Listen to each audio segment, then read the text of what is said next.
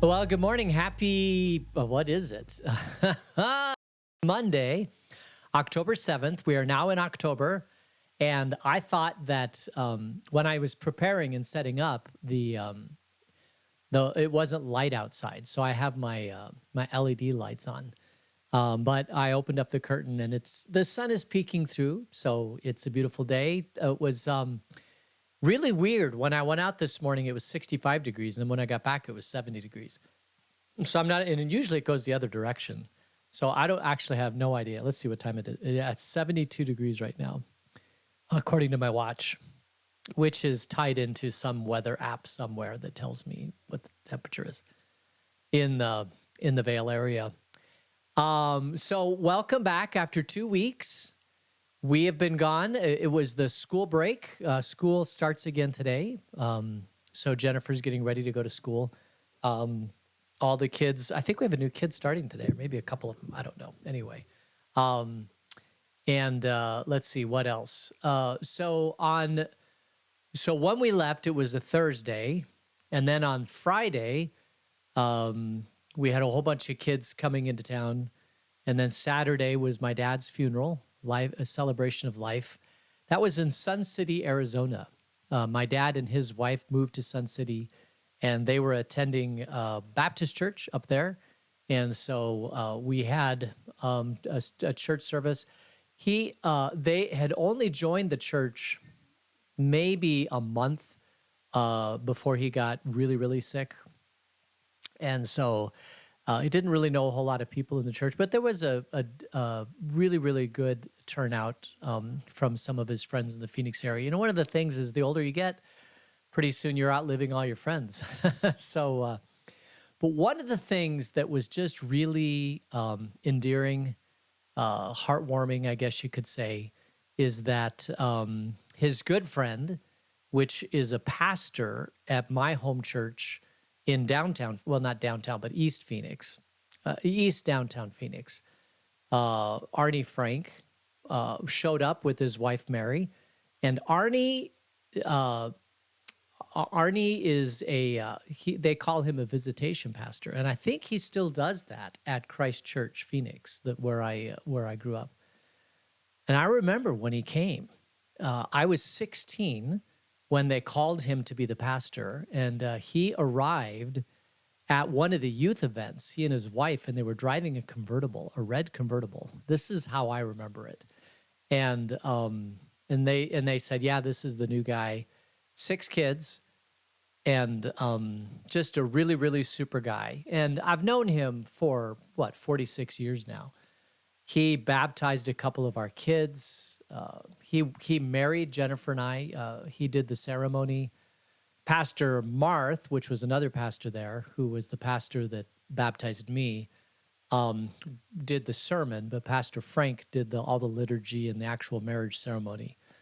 So we did Stephen ministry, Jennifer and I, when we were first married, and he was the pastor that led the Stephen ministry. When I became a pastor, you're required to go through this post-ordination process. I don't know if it's required anymore, but it's called PALS, post-ordination learning, something like that. And he led that for our district.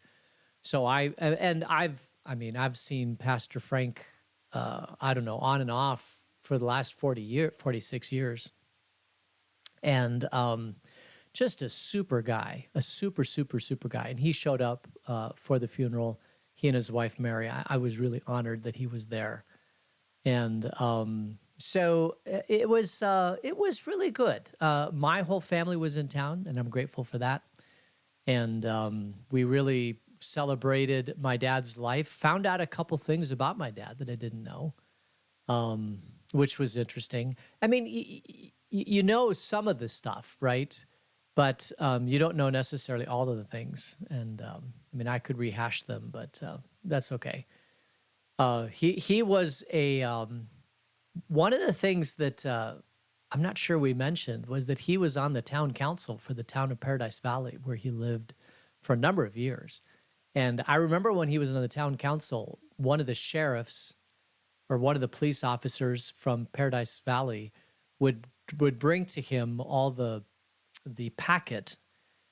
This is back in the paper days. Now everything's electronic because I sit on the Pima County Planning and Zoning Commission, and everything's electronic. But back then, you got a packet about a week before the meeting, and you were supposed to review the packet and make some decisions and, talk to people. And anyway, so, I mean, he lived a phenomenal life. He really did. And the one thing, he retired at 62, and he was retired for about a year, and then he was done with retirement. He moved up to Heber Overgaard, where he and I had built a cabin and started an engineering practice at 63, and practiced for about 10 years, maybe. Because let's see, I guess I graduated. So if when he was 62, that would have been 2007. No, it would have been before 2007. Yeah, and that's just as I was graduating from the seminary. But I know he was practicing before that. So I'm not entirely sure all that stuff. He retired as soon as he could. I know that. Maybe maybe he, hold on a second.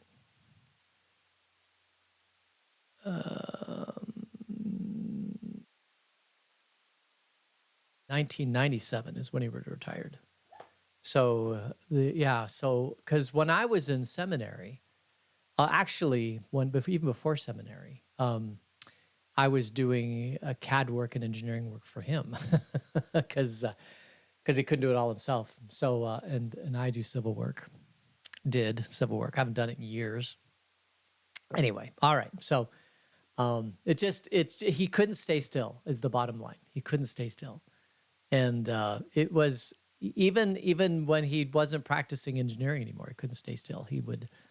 He was always had projects and checklists and things that he was doing.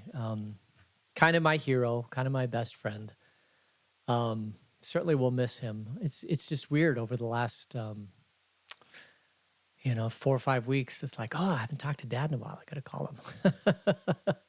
Yep, you might have that for the next 20 years or so. All right, so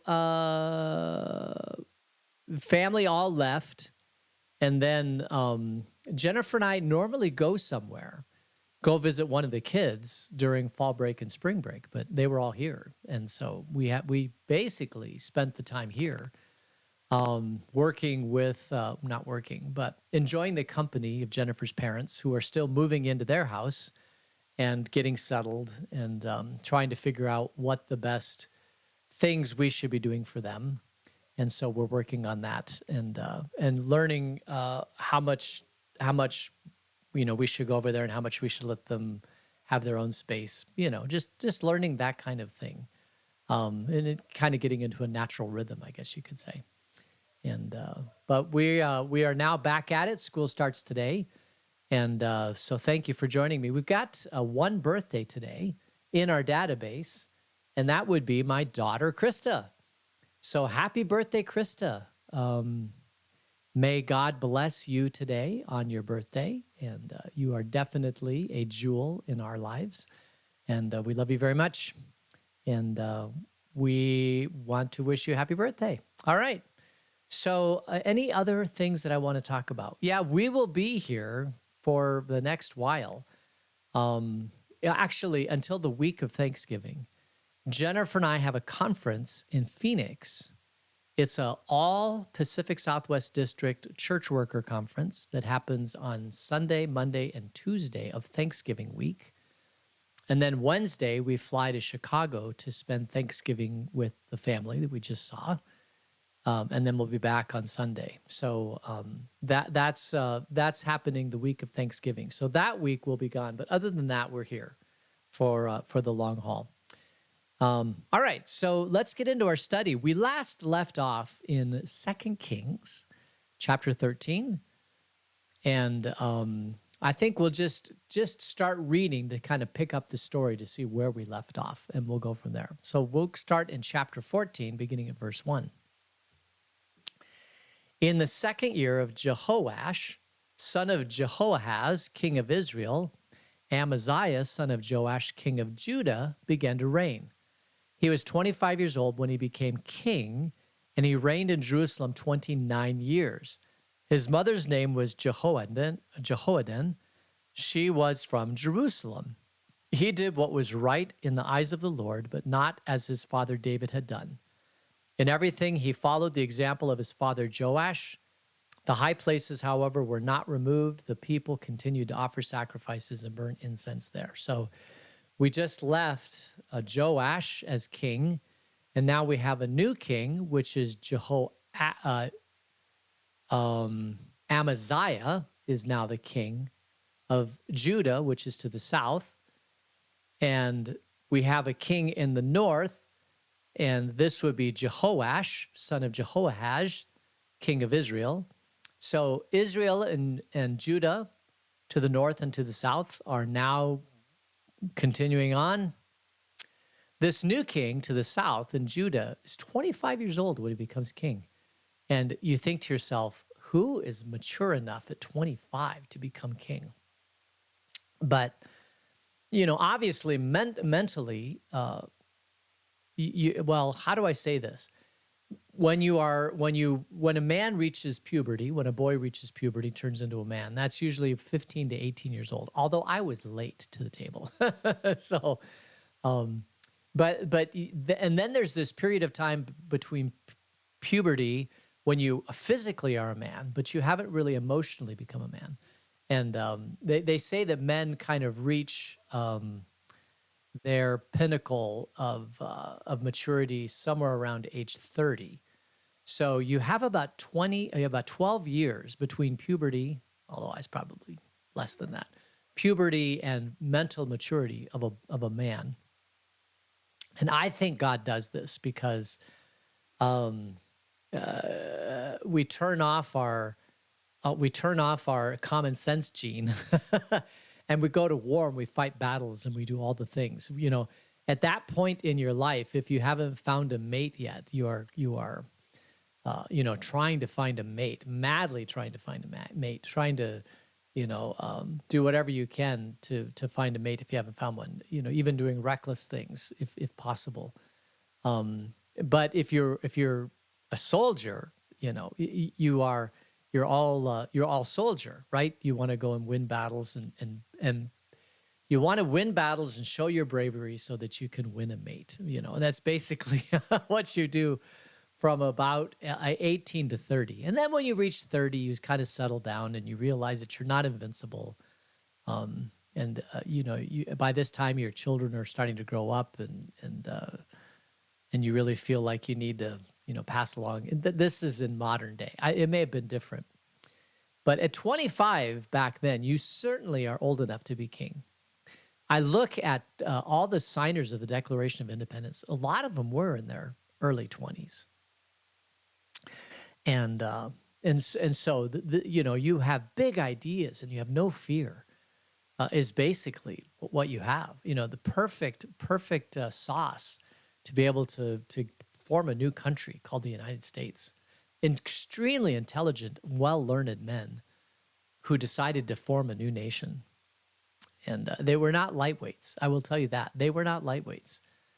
They didn't have the wisdom of 20, 30, 40 years of ruling experience, although some did, like Benjamin Franklin. But they were not fearful. They were at the perfect time in life and a perfect place in life to be able to form a new country. And so this guy who's the king, 25 years old, he rules for king for 29 years. So till he's, 54 years old, he rules. And he started it out okay. But he did not, this is the charge of all the kings of Israel. They didn't tear down the high places. They continued to allow foreign gods to be worshipped in some places in their community. I think we talked about this, but if you go from Sonoita to Patagonia Lake, or to Patagonia, no, you go to Patagonia to Patagonia Lake, right outside of Patagonia as you're going to the west, about 10 miles, 5 miles outside of town, on the south side of the road, is this rocky cliff place. It's a beautiful, beautiful place because it's very moist. There's a lot of rainfall. There's trees. I think there's even oak trees. It's just a beautiful place. And in the middle of this rocky place, there's a grotto, a little shrine to Mary, because it's a highly Catholic community, Patagonia historically. And it's just nestled into the rocks, into the cove. And it's just a really cool place. And sometimes we'll stop. When we had kids, we would stop there. We'd climb up to the shrine and look at all the candles and things like that. You'd be if you were king and you said, I want to get rid of all the shrines to Mary, you'd have people just absolutely becoming unglued, because people have been going to these shrines forever. And now that these places have been established in Judah, he can't get rid of them. No king can. It would take an amazing king to get rid of all the shrines and all the grottos and all the high places where they worship Baal or whatever god that they're worshiping at that point. But other than that, it seems like he wants to follow God. And we'll find that out as we move a little bit more into the story. But he does what's right. He starts out by doing what's right in the eyes of the Lord, but he does not get rid of the high places. He allows the foreign gods to be worshipped. Verse 5, after the kingdom was firmly in his grasp, he executed the officials who had murdered his father, the king. So if you'll remember, previously, the king before Amaziah was Jehoash, who was the son of Ahaziah. He was killed by his officials. And now Amaziah wants to kill, or does kill, the officials who executed his dad. Now, this was allowed in Deuteronomic law. You were allowed to kill the official. Murder needs to be avenged. He's the king. Somebody killed his dad, so he can avenge that murder, and he does. Even though by that he becomes king sooner. Verse 6, yet he did not put the children of the assassins to death in accordance with what is written in the book of the law of Moses, where the Lord commanded, parents are not to be put to death for their children, nor children put to death for their parents. Each will die for their own sin. And that is from Deuteronomy 24:16. So it does say in Deuteronomy that each person is responsible for their own sin. We know in tribal groups where it's highly tribal, one member of the tribe does something and the whole tribe gets blamed. Just think of the Hatfields and McCoys, right? If one Hatfield does one thing to the McCoys, it's not as if it's one person against one person. It's really the whole Hatfields against the McCoys type of thing. Like, nobody does anything in isolation. In a tribe, you don't just do this stuff in isolation. Everybody is complicit in this, but we shouldn't be. Each person has their own sentience, their own decisions about what they can do, their own things about right or wrong. So in Moses, it says you're not, in the law of Moses in Deuteronomy, you can't kill the kids because of the parents' sin. You could kill the kids for other reasons. I shouldn't say that. You shouldn't kill the kids for the parents' sin. That alone in itself should not be it. Now, I know that politically we've seen in the Book of Kings where whole dynasties are wiped out because they don't want threats to the throne. And murder shouldn't happen unless, I guess, because we see this, unless murder provides stability for the kingdom. And we need to, that way you can go to war. And if God has established a duly established king and people are fighting against him, you can kill, for the protection of the king and for the kingdom that he rules.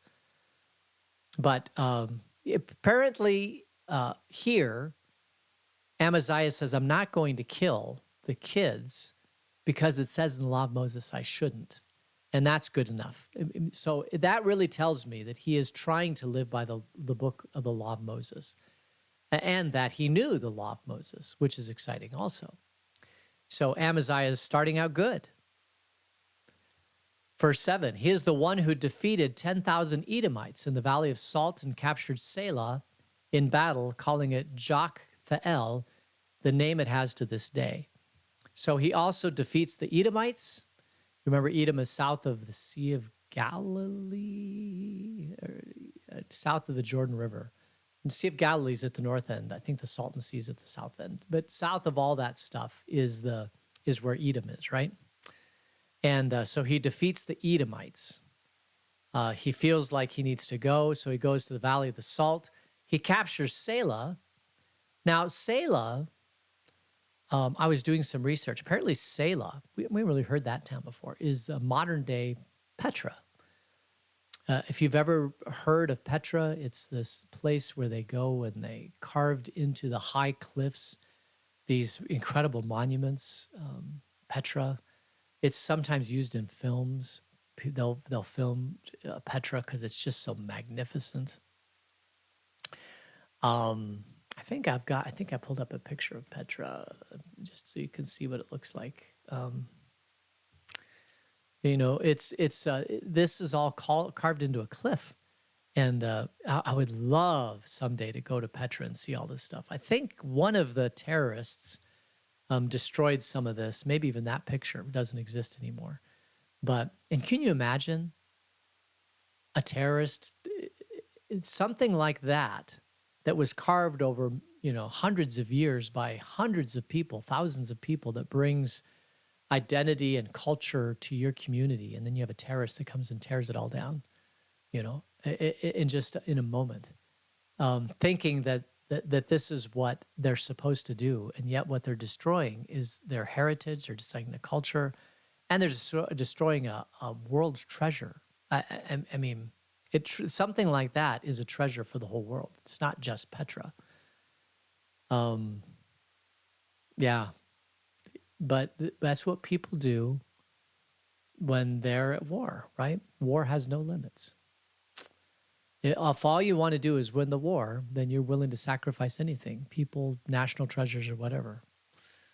It'd be like terrorizing or tearing down Niagara Falls or the Grand Canyon. The pools of Havasupai, Havasu Falls, all these different things, just tearing it down because you're at war. And especially things that may have taken years and years and years and generations to build. It's very sad. Anyway, but that's apparently, one thing I read said that's where Selah is. Joktheel. All right, verse 8. Then Amaziah sent messengers to Jehoash, son of Jehoahaz, the son of Jehu, king of Israel, with the challenge, come, let us face each other in battle. So Amaziah, he just did this victory with the Edomites, and apparently in Chronicles, the victory is much more itemized. He gathered a huge army. It really was quite a military defeat to be able to do that to the Edomites. So now he's full of himself, and now he wants to continue. He wants to start creating an empire, basically. And so he figures the next place that he can conquer would be up to the neighbors north in Israel. Let's go conquer Israel. So he sends message to face the king of Israel in battle. So what is the king of Israel going to say? He's heard that the guy of Judah wants to face him in battle. Now, he might want to do this battle. I mean, maybe he wants to fight. Maybe he doesn't want to fight. I don't know. But Jehoash, king of Israel, verse 9, replied to Amaziah, king of Judah, a thistle in Lebanon sent a message to a cedar in Lebanon. Give your daughter to my son in marriage. Then a wild beast in Lebanon came along and trampled this thistle underfoot.